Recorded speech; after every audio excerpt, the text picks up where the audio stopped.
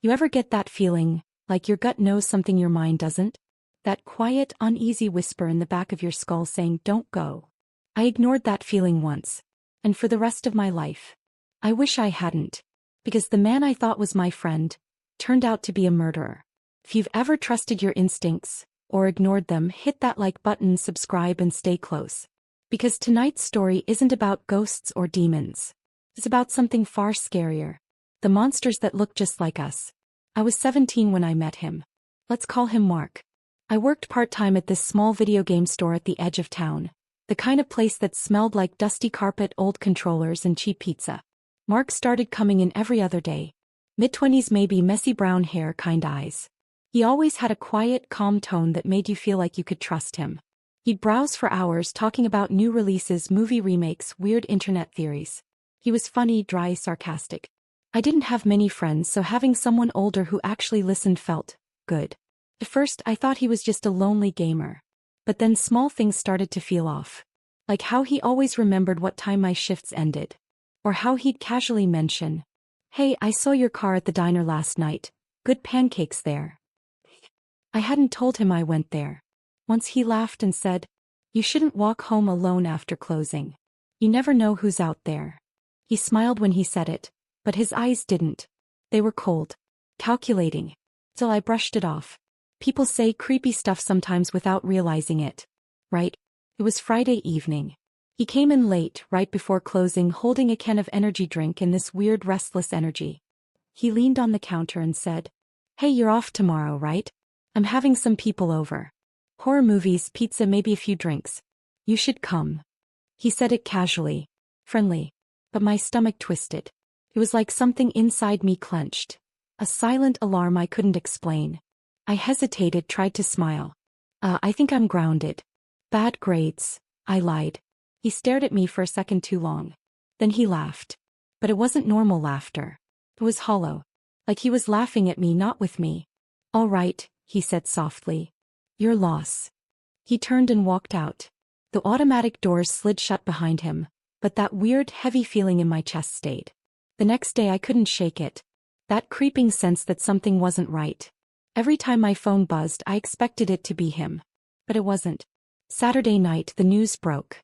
I was sitting in my room, headphones on, controller in hand, when my mom shouted from the living room, "Honey, isn't this near your work?" I walked out, confused. On the TV, flashing red and blue lights. Police tape. A news reporter speaking over the noise. "Authorities have confirmed a homicide late last night near Pine Street. The suspect, described as a male in his mid-20s, has been identified as Mark Ellison." My stomach dropped. Felt like gravity stopped working. The screen showed his mugshot, that same soft smile, same kind eyes. The same person who had laughed with me about old movies and controller bugs. Had beaten someone to death behind a gas station dumpster. I didn't sleep for 3 nights. Every time I closed my eyes, I saw his face. That same polite grin as he asked me to hang out. That same calm voice saying, "You never know who's out there." I kept thinking, if I'd said yes, I might have been in that car. I might have been the one who didn't come home. Cops came to the store a few days later to ask questions. Apparently, I wasn't the only kid he'd been talking to.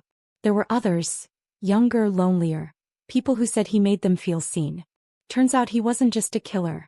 He was a hunter. Months passed. Life went back to normal, at least on the outside.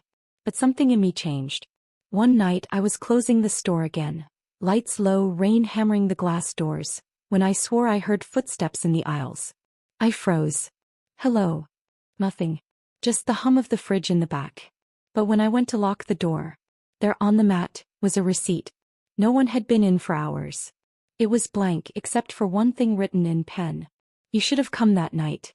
I dropped it and bolted. The police said it was probably a prank, that someone heard the story and wanted to mess with me. But deep down I knew. He'd been out on bail before the trial. And even after he was convicted, that chill never left me. Because evil doesn't just live in killers. It lives in the moments before. In the almost. The what-ifs. The roads you never took. I'm 24 now. Different city. Different life. But sometimes I'll be walking home from work and I'll see someone at the end of the street, tall, still watching. And for a heartbeat, I swear it's him. Maybe it's paranoia. Maybe it's my brain reminding me what it's like to be prey. But every time I feel that heavy, creeping instinct, I listen. I lock the door. I turn around. And I go home. Because that night taught me something I'll never forget. Sometimes your instincts aren't warning you about what could happen. They're warning you about what almost did. I still think about that night. About how close I came to being another name on the news. People talk about trusting your friends. But trust isn't what saves you. Instinct is. If this story gave you chills, hit that like button and tell me in the comments. Have you ever had a gut feeling that ended up saving you? I read every one of your stories. And if you want more true-style horror like this, subscribe.